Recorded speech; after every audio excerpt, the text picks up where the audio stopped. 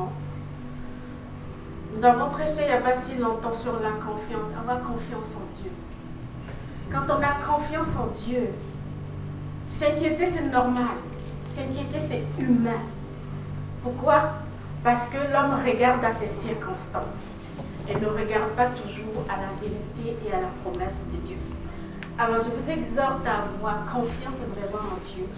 Quand l'inquiétude arrive, prenez l'inquiétude et déposez-la devant le Seigneur. Dis Seigneur, je vous donne toujours mon exemple. Seigneur, j'ai peur, mais je suis là devant toi, fais quelque chose. Je ne dis pas Seigneur, je n'ai pas peur parce que, non, Seigneur, j'ai peur.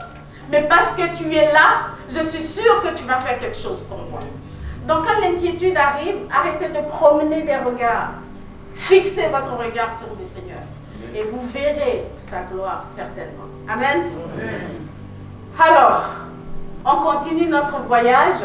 Apparemment, votre commandant a décidé de ne plus diriger le bateau de croisière. Il prend une croisière lui-même douce.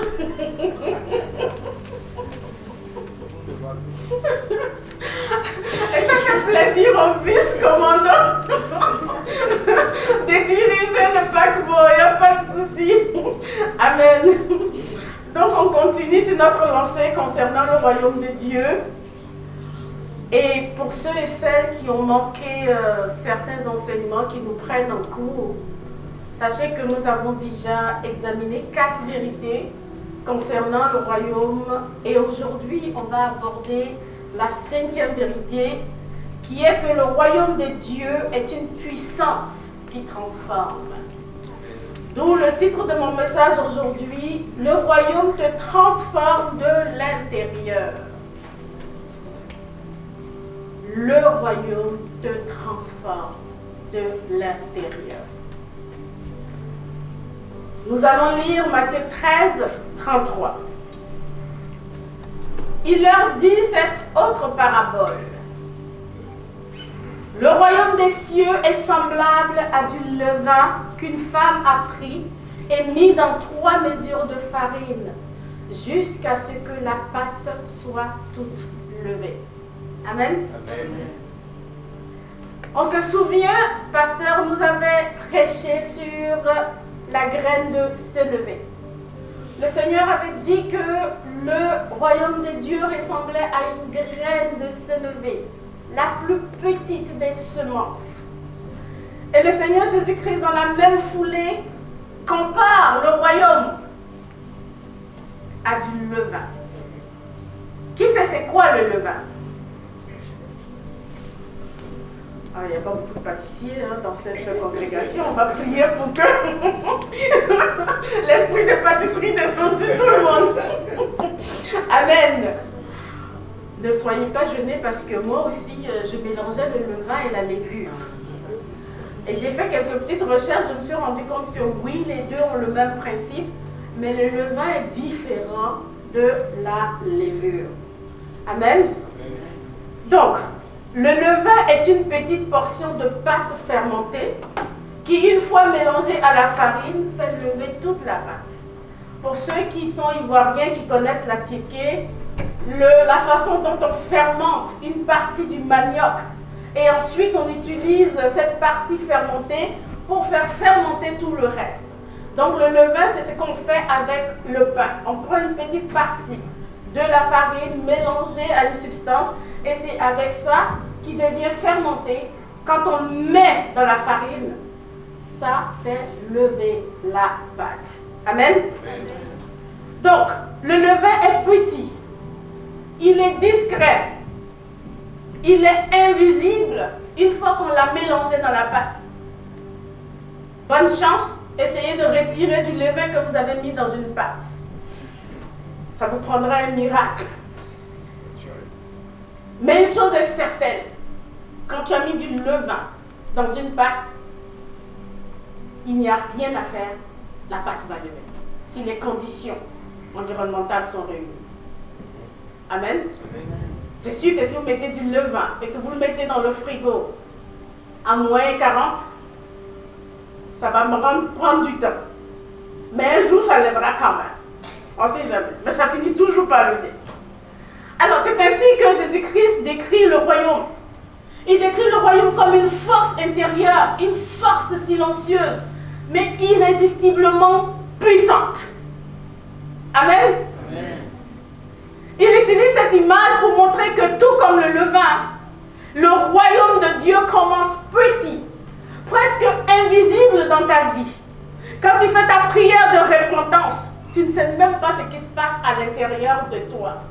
Mais le levain vient d'entrer dans ta vie. Alléluia. Oh, que le levain entre dans vos vies, frères et sœurs. Pour ceux qui l'ont vécu, la pâte lève pour vrai. Oh, il agit de manière cachée, le levain.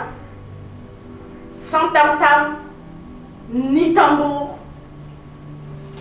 Il rentre dans ta vie. Tu ne sais pas ce qui se passe. Mais une chose est certaine, tu sens qu'il y a quelque chose qui a shaké en toi. Et le Seigneur Jésus-Christ utilise cette image. Il dit le royaume de Dieu, c'est ça. C'est à ça que ça ressemble. Si tu veux comprendre c'est quoi le royaume de Dieu, c'est à ça que ça ressemble. Amen. Amen. Quand le levain est vraiment entré en toi, quand le royaume de Dieu est vraiment entré en toi, oh, mais il y a une transformation profonde qui doit se passer.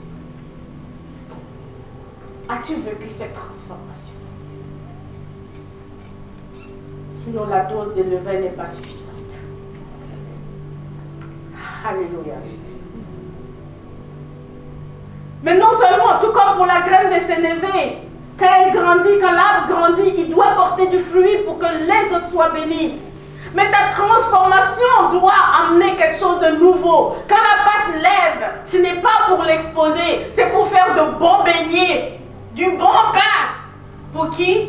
Pas seulement pour le pasteur Tony, mais pour tout le monde. C'est à ça que Dieu s'attend. La pâte lève, mais pas pour toi. La pâte lève pour qu'on fasse du bon pain, pour nourrir, que tu deviennes une bénédiction pour tout le monde. Es-tu une bénédiction pour les autres? Es-tu même une bénédiction pour ta famille?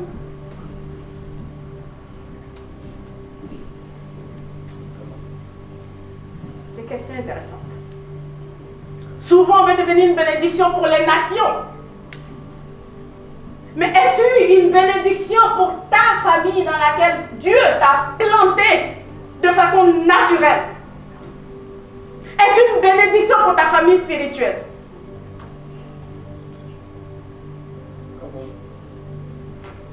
Alléluia. Le levain finit par toucher tout ton être entier. Le levain ne touche pas seulement ta tête. Ne touche pas seulement tes orteils. C'est tout ton être entier que le levain touche. Amen. Amen. Je me posais la question de savoir pourquoi le Seigneur Jésus-Christ a pris cette image. Vous savez, notre Seigneur Jésus-Christ aimait beaucoup les paraboles. C'était une modalité d'enseignement qu'il aimait beaucoup parce que les gens pouvaient se rapporter les exemples. Ils pouvaient se rattacher à quelque chose qu'ils connaissent pour mieux saisir les vérités que le Seigneur voulait enseigner. Et vous savez, dans la culture juive de l'époque, le levain était un symbole ambivalent. On montrait le levain comme source de corruption. Un peu de levain fait lever la pâte. Ça veut dire faire attention aux mauvaises choses. Mais le levain faisait partie aussi de la vie quotidienne. Car on l'utilisait pour faire le pain de tous les jours. Voir une femme pétrir une pâte, c'était une scène familière. Donc les femmes faisaient le pain, elles utilisaient très souvent de la farine, du levain. Donc c'est quelque chose que la plupart des gens comprenaient. Alors le Seigneur Jésus-Christ, il n'est pas venu avec des concepts compliqués. Il dit, écoute-moi bien, je vais t'expliquer c'est quoi le royaume de Dieu. Le royaume de Dieu, là, si tu veux te poser des questions, ça ressemble à du levain qu'une femme a pris et qu'elle a mis dans une pâte. Et après, la pâte se lève. Amen. Amen. Et quand on voit les 3 mesures dont on nous parle, on voit la quantité de farine, la Bible nous décrit que cette quantité de farine, c'était entre 20 et 25 kg de farine. Et on dit qu'elle a pris 3 petites mesures pour dire, pour exprimer qu'une petite portion de levain peut influencer quelque chose de très grand. Et le Seigneur Jésus-Christ nous l'a dit, si vous avez la foi comme une petite graine de sénévé, vous pouvez dire à cette montagne, montagne, ôte-toi de là, et elle va partir. Dieu n'est pas dans les choses grandes. Il fait des grandes choses avec de petites choses. C'est ça notre Dieu. Il n'est pas dans le spectaculaire parce qu'il sait qui il est. Il prend de très petites choses et il en fait de grandes choses. Amen. Donc notre Seigneur Jésus-Christ prend cette image simple pour révéler une réalité spirituelle profonde. Alors la question qu'on se pose, que pouvons-nous apprendre aujourd'hui de Matthieu 13, 33 concernant le royaume de Dieu? Vous savez, moi, j'aime partager ce que je découvre. Donc, laissez-moi vous partager 5 vérités que cette parabole nous apprend sur le royaume. J'espère que vous avez vos carnets de notes. La première vérité toute simple. Le royaume de Dieu transforme de l'intérieur. Le royaume de Dieu est une puissance qui transforme. Mais ça ne transforme pas n'importe comment. Il transforme de l'intérieur vers l'extérieur. Tout comme le levain qui travaille par la surface de la farine, mais à l'intérieur, c'est comme ça que le royaume de Dieu travaille. Lorsqu'on reçoit le royaume de Dieu, il ne commence pas par changer notre apparence.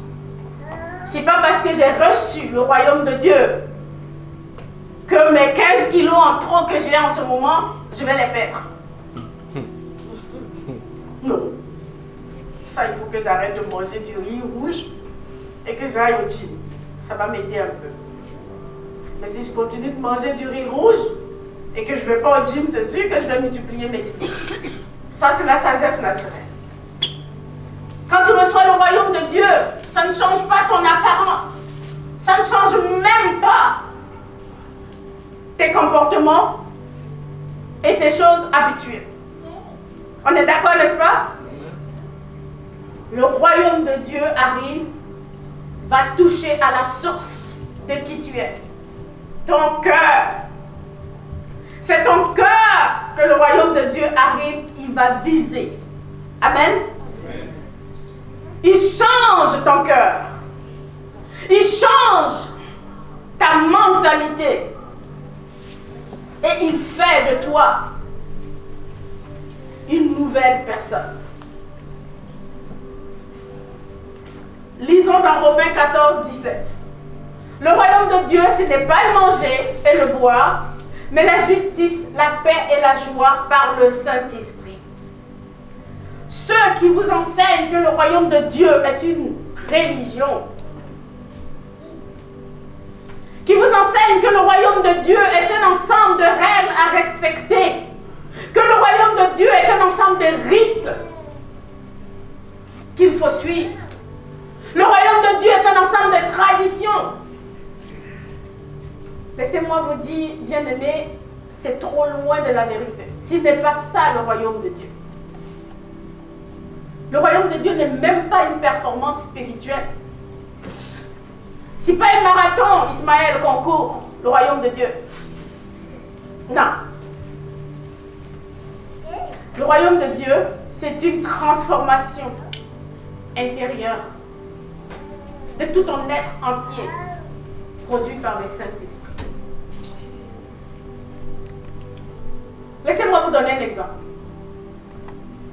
Qui je vais prendre aujourd'hui comme si... Non, Ismaël, je l'ai assez embêté. Allons-y avec Jacob. Jacob décide d'acheter une maison. Ok?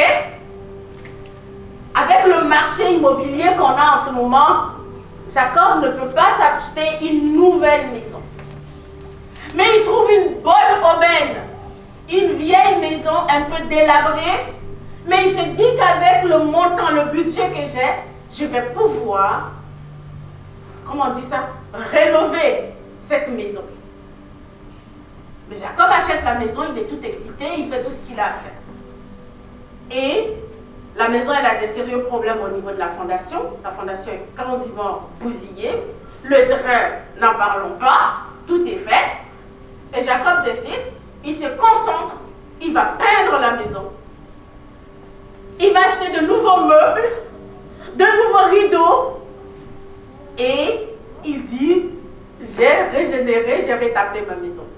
À votre avis, qu'est-ce qui va arriver? La maison va s'écrouler. Parce que Jacob n'a pas réglé le véritable problème qui était le fondement. C'est le fondement qui fait tenir une maison. Si tu veux rénover une maison avec une fondation pourrie, tu investis pour l'apparence, tu gaspilles ton argent. Et bien aimé, c'est ce que le royaume de Dieu fait avec nous. Amen. Nous étions brisés, séparés de Dieu, par l'œuvre de la croix. Le Seigneur Jésus-Christ nous a rachetés. Pas pour changer notre apparence, mais pour changer l'intérieur, le fond, ce qui était touché par le péché. Amen. Donc retenons, beaucoup veulent changer leur vie en changeant l'extérieur. J'entends, je travaille sur moi. Je fais du travail sur moi. Et moi je dis alléluia, continue. Moi je ne fais pas du travail sur moi.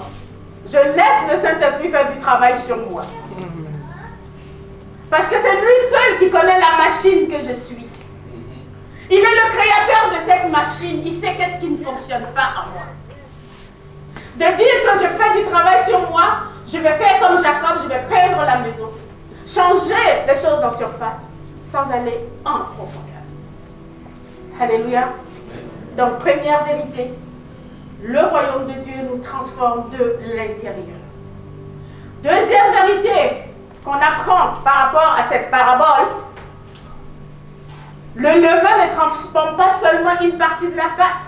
Pour ceux qui ont déjà fait de la pâtisserie, quand vous mettez le levain, ou même la levure, ce n'est pas la partie où vous avez mis la levure qui va lever. C'est toute la pâte qui lève. Right?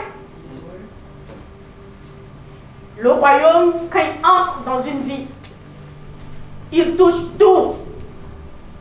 Amen. Tes pensées, tes émotions, tes relations, même tes habitudes, parce qu'il faut se réveiller tôt pour prier. Les marmottes qui dorment jusqu'à minuit, là. Non, j'ai rien dit. Les priorités. Au lieu d'être ailleurs samedi matin, tu es ici, samedi, en train d'écouter la parole de Dieu. Donc les priorités, ça touche. Les finances. Le royaume de Dieu touche tes finances aussi. Tes paroles qui sortent de ta bouche, le royaume va les toucher. Tes rêves, ceux qui rêvaient de faire des croisières en dansant, ils se sont rendus compte que les rêves peuvent changer. Je n'ai pas cité le nom de quelqu'un. Les blessures, les chaînes qu'on a dans la vie qui nous lient, nos comportements. Vous voyez, c'est tout notre être entier que le royaume transforme. Le royaume ne transforme pas une partie de toi pour dire l'autre partie, je la garde pour peut-être dans 4 étés. Je vais changer. Oui, le travail se vous, on verra si le travail se fait progressivement, mais le royaume s'intéresse à tout ton être entier. Amen. Seigneur est merveilleux. Le royaume, il ne laisse rien intact. Quand Dieu règne, tout change. Si des choses ne changent pas dans ta vie, pose-toi la question de savoir si Dieu règne vraiment dans ta vie. Je ne dis pas que tout va changer tout de suite. Mais si les choses ne sont pas en mouvement pour changer dans ta vie, pose-toi une question. 2 Corinthiens 5, 17 nous dit quoi? Si quelqu'un est en Christ, il est une nouvelle créature. Les choses anciennes sont passées. Voici, toutes choses sont devenues nouvelles. Le royaume ne répare pas ce qui est ancien. Il crée du nouveau à partir de ce qui existe. Amen. Amen. Qui est une nouvelle personne ce matin? Ceux qui n'ont pas levé la main, c'est grave. On va prier pour vous. Alléluia. Bien-aimés, quand on donne notre vie au Seigneur Jésus-Christ, la parole nous dit que nous devenons une nouvelle créature. Une nouvelle créature avec le même pare-choc.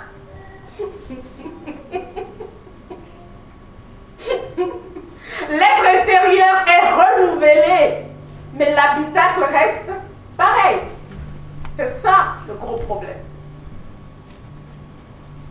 Mais l'être intérieur, Dieu nous dit qu'il nous a donné un nouvel être intérieur. Nous étions de la race d'Adam.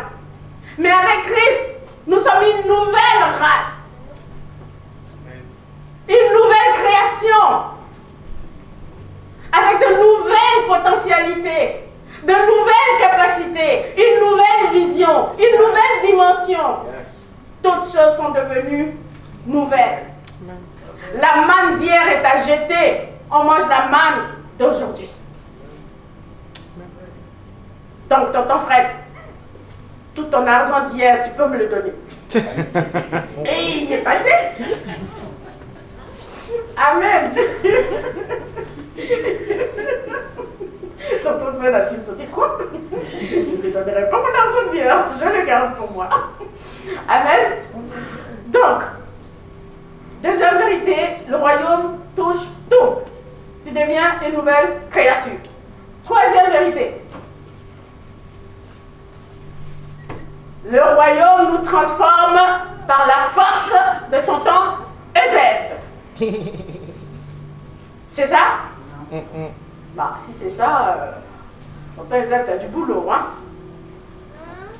Troisième vérité, le royaume nous transforme par la puissance du Saint-Esprit. Vous savez, le levain, quand il est dans la pâte, il n'y a personne qui sait comment il agit. Il agit de façon invisible. Et c'est la même chose que le Saint-Esprit fait en nous. On ne sait pas comment le Saint-Esprit travaille en nous, mais graduellement, tu vois que tes affections changent. Les choses que tu aimais avant, les choses pour lesquelles tu pouvais mourir avant, ne te disent plus rien. Tes priorités que tu avais avant, naturellement, deviennent secondaires. Parce qu'il y a quelqu'un en toi qui travaille à faire de toi une image parfaite à celle de Christ. Ce n'est pas par tes propres forces que tu peux te transformer. Ceux qui ont essayé, ils ont mangé de la poussière. Parce que la transformation n'est pas un effort humain. Je sais qu'il y a des enseignements qui nous disent que nous sommes des mini-dieux, nous pouvons tout, nous pouvons faire tout ce qu'on peut et que tu peux te changer toi-même. L'être humain a toujours voulu faire ça. On connaît l'histoire de Babel. Oui, nous avons la capacité de faire des choses, mais nous avons une capacité limitée. Ismaël et Élie. Je me tourne vers vous. Ismaël et Émilie se fréquentent. Émilie veut faire tout pour changer Ismaël. Ismaël, pareil.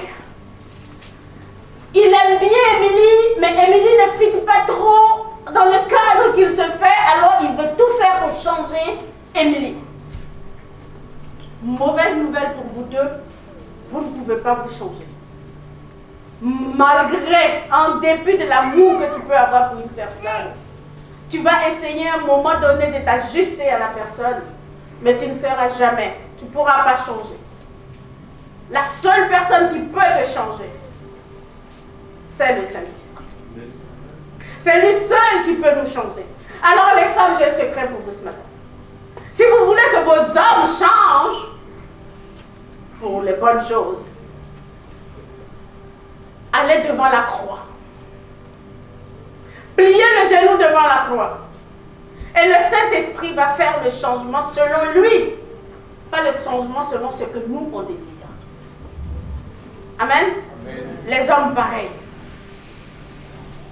Si vous voulez une épouse, la nouvelle version de votre voiture, n'allez pas chez le concessionnaire. Allez chez le Saint-Esprit. Lui va vous donner une nouvelle version de la femme que vous avez. Parce qu'il n'y a que lui seul qui est capable de la changer. Amen. Amen. Quatrième vérité. Le royaume ne transforme pas tout en une minute. Le royaume transforme progressivement. Je répète, progressivement. C'est un processus.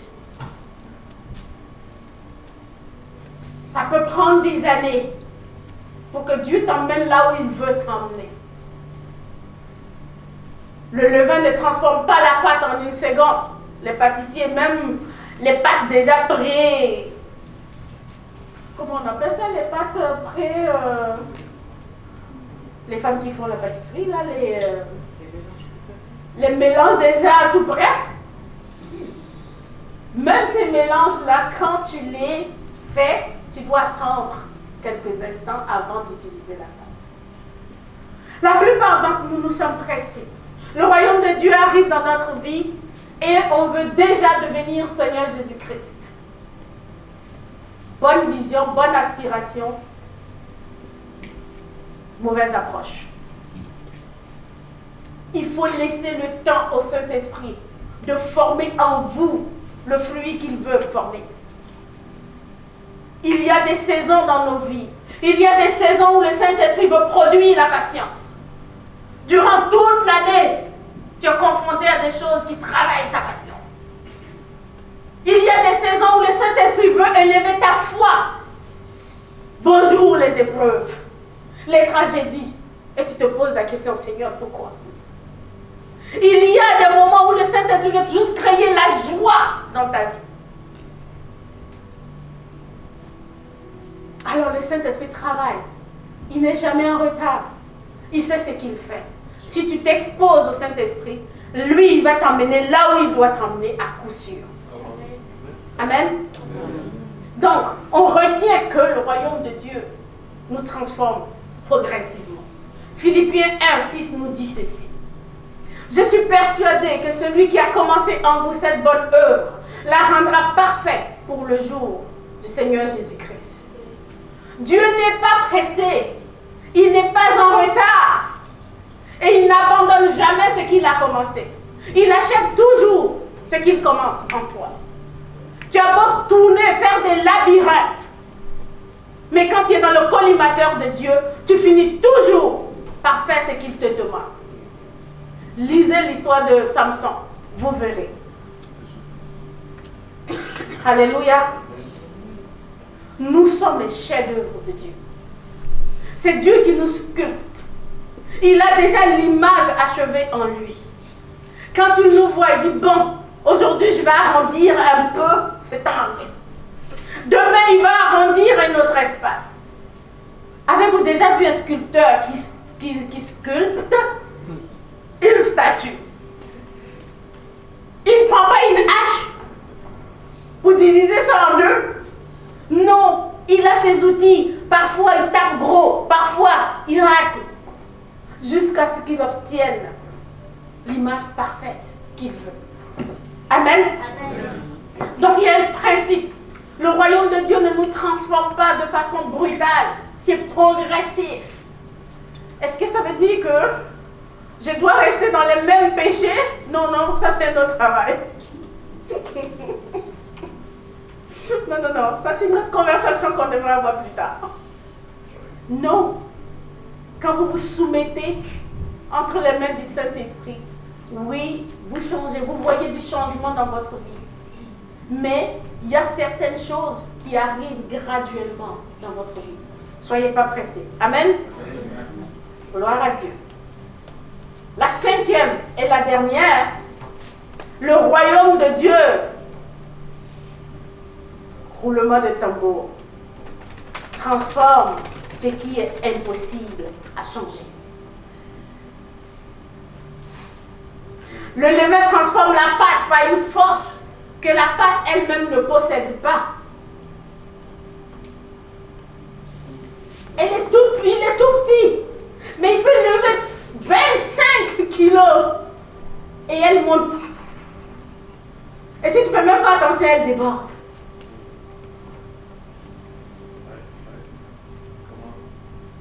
Le royaume de Dieu transforme ce que nous ne pouvons pas changer nous-mêmes.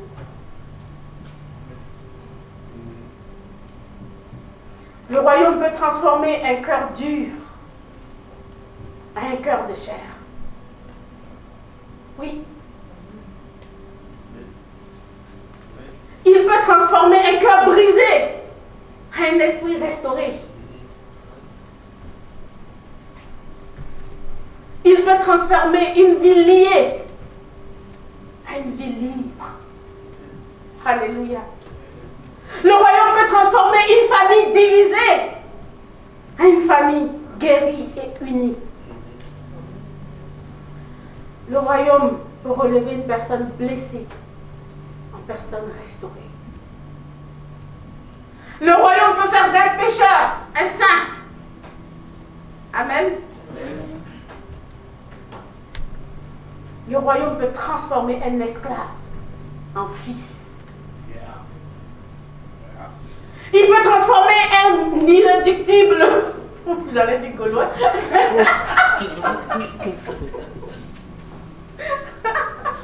Oh là là.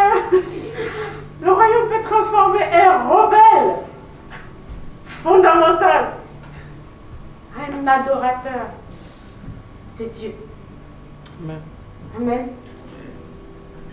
Parce que ce qui est impossible aux hommes est possible à Dieu. Luc 18, 27 nous dit cela. Bien-aimé, je ne sais pas dans quelle situation tu es ce matin.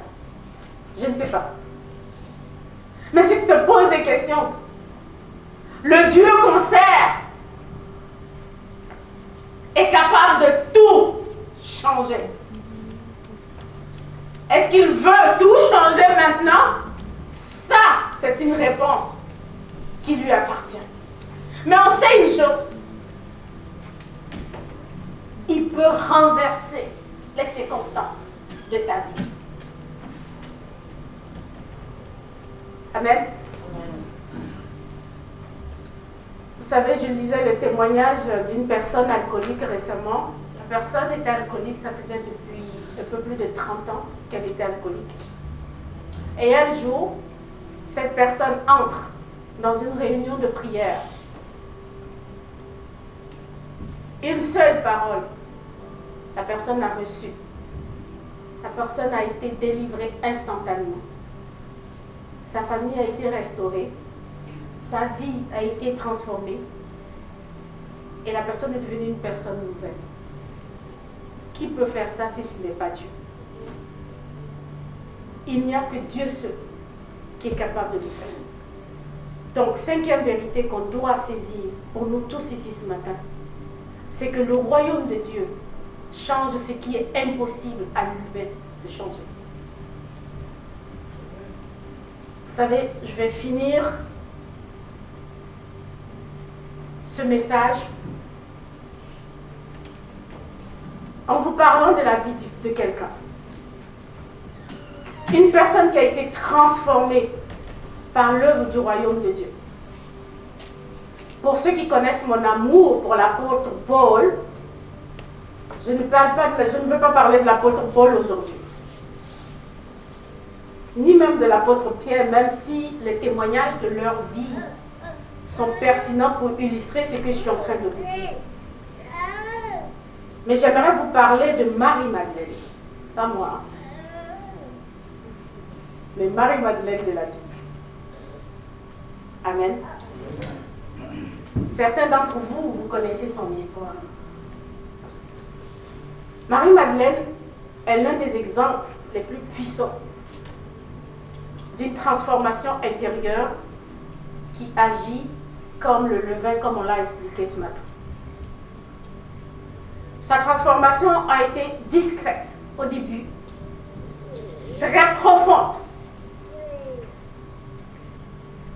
même invisible aux yeux des autres qui étaient dans sa vie. Quand on examine les Écritures, ça nous montre Marie-Madeleine comme une personne qui a été délivrée, restaurée et envoyée, et surtout, dont la vie entière est devenue un témoignage de ce que le royaume peut accomplir dans la vie des cœurs humains. Marie-Madeleine avait une vie brisée. Elle était enfermée. Les évangiles la présentent comme une femme qui était liée, tourmentée, pas par un seul démon, 7 démons.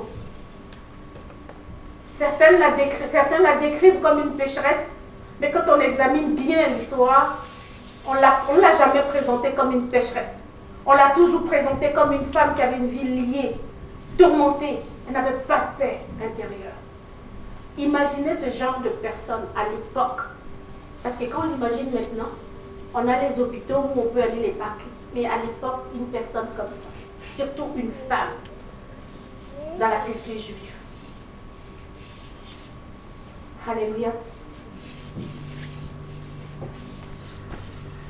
Marie-Madeleine souffrait. Elle avait une vie de souffrance.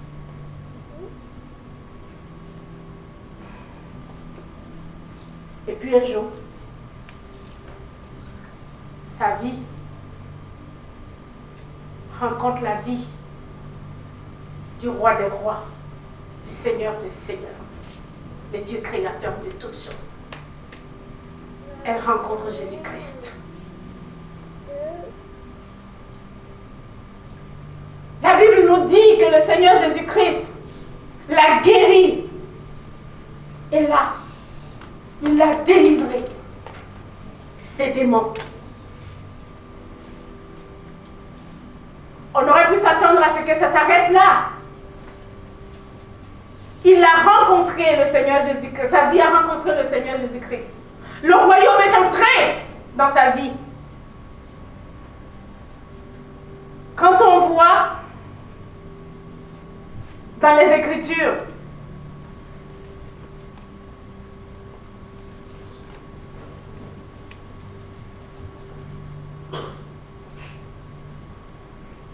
j'aime bien cette histoire. Pourquoi? C'est parce que ça me rappelle ma propre histoire. J'avais pas 7 démons. Peut-être que oui, mais j'en sais rien.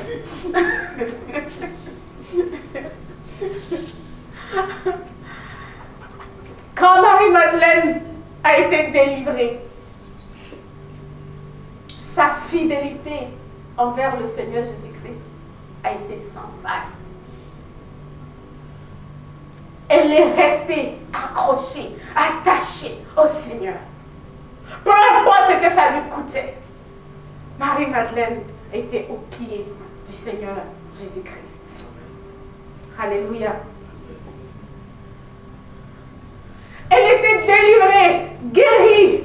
Elle a retrouvé son identité, sa dignité, sa paix perdue. Et la Bible nous dit qu'elle est devenue disciple proche du Seigneur Jésus-Christ. Oh!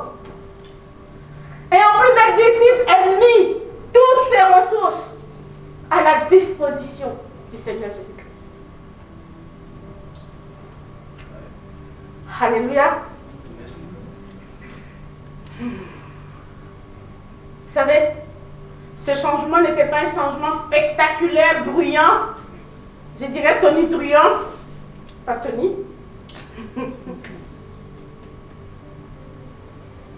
C'est un changement silencieux, mais puissant. Ça a commencé à l'intérieur d'elle. Elle a rencontré le Seigneur Jésus-Christ, qui l'a délivrée. Elle s'est dit, ça, c'est ce que je veux.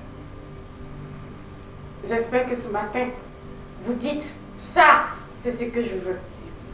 Parce que dans les Écritures, on voit Marie-Madeleine, elle n'a plus jamais été la même.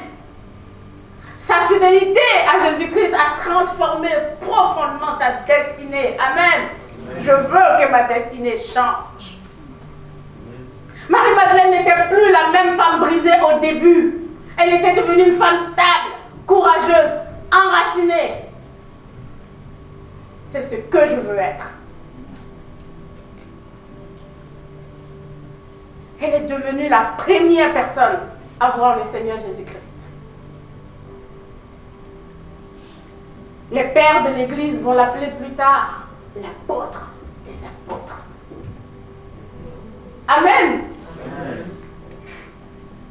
Quand on a regardé dans les Écritures, qui on voit à la croix quand tout le monde a fui? Marie-Madeleine. Quand on a enterré Jésus, qui cherchait le corps de Jésus? Marie-Madeleine. C'était une femme qui aimait Dieu. Amen.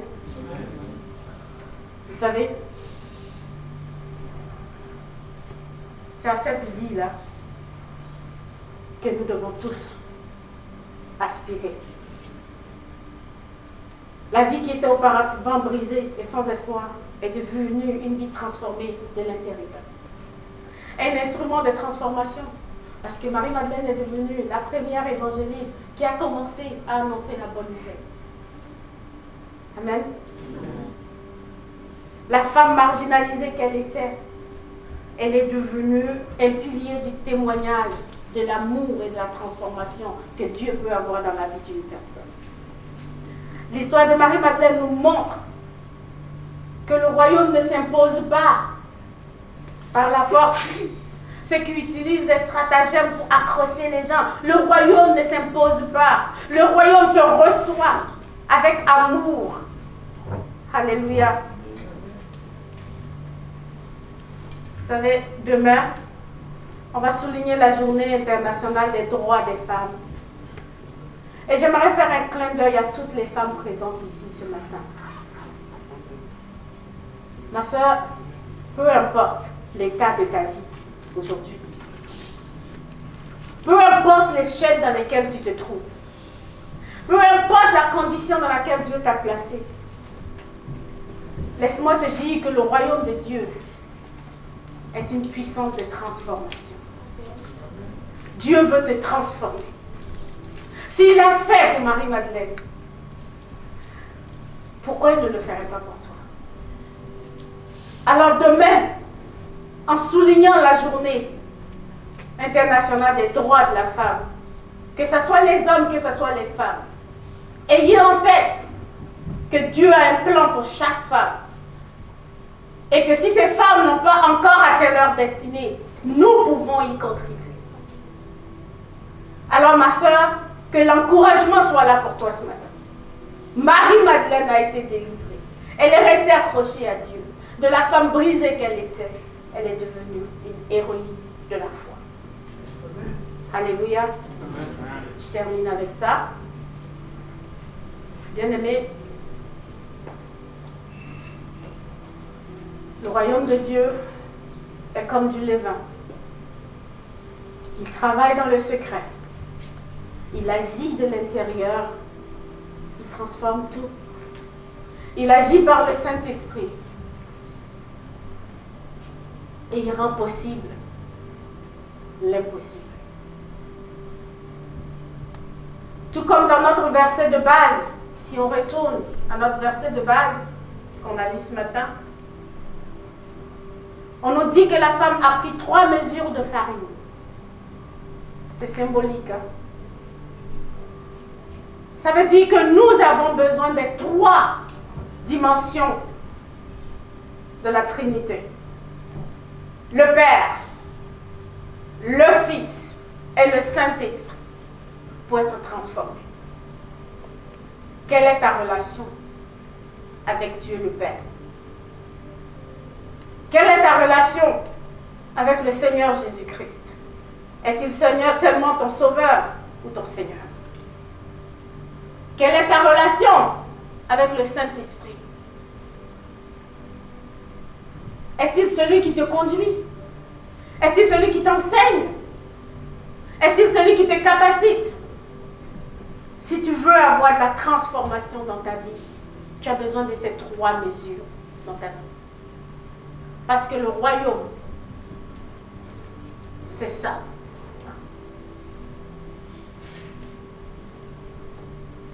Alléluia. Aujourd'hui, Dieu te dit, je vais parler à votre cœur ce matin. Arrêtez de penser au dîner, à la collation de tout à l'heure, au linge sale que vous n'avez pas encore lavé, ou à la prochaine activité que vous allez avoir après le service. Ramenez votre cœur vers le Saint-Esprit tout de suite. Et écoutez ce que la parole vous dit ce matin. Dieu nous dit, laisse-moi entrer. Laisse-moi te transformer. Je suis le potier. Tu es l'argile. Si tu me laisses te façonner, tu verras le chef-d'œuvre que je vais faire de toi. Laisse-moi te guérir. Laisse-moi te restaurer. Laisse-moi te donner la direction dans ta confusion. Laisse-moi tout simplement renouveler ce qui est brisé en toi. Laisse-moi régner. Laisse-moi être Dieu dans ta vie. Le royaume n'est pas une doctrine. Le royaume, bien-aimé, je vais vous laisser avec ça. C'est une transformation. Et cette transformation est disponible pour chacun d'entre nous. Veux-tu réellement être transformé à ta pleine capacité? En 2026, le Seigneur nous donne de faire du royaume notre priorité. Et ce n'est pas anodin si nous donnons tous ces enseignements sur le royaume. C'est pour nous amener à saisir ce que le Seigneur a pour nous. Alors laissons le Seigneur régner en nous. Pour que la transformation qu'on cherche, tout comme Marie-Madeleine, la paix intérieure qu'on cherche, la prospérité à tous égards qu'on cherche, qu'elle soit notre partage réellement. Parce que Christ a déjà acquis toutes ces choses pour nous. Si elles ne sont pas encore dans notre panier, soit nous ne sommes pas encore arrivés à cette saison, soit nous ne sommes pas placés à la bonne place. Alors, bien-aimés, prenons au sérieux ces enseignements. Parce que Dieu attend, et la création tout entière attend la manifestation des filles et des fils de Dieu. Il nous a créés pour ce temps-ci. Si nous sommes dans cette civilisation en ce temps-ci, il y a une raison pour laquelle Dieu nous a créés.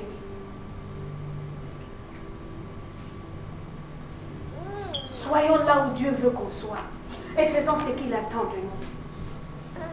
Il nous fournira tout ce dont nous avons besoin. Mais nous avons juste besoin d'obéir et d'être entre ses mains l'argile que nous devons faire.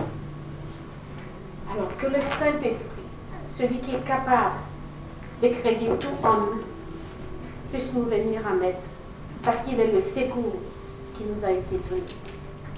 J'appellerai Do à venir au piano, s'il vous plaît. Que le Seigneur nous bénisse tous et qu'il scelle cette parole dans notre cœur. Dans le précieux nom du Seigneur Jésus-Christ, j'ai ainsi prié. Amen.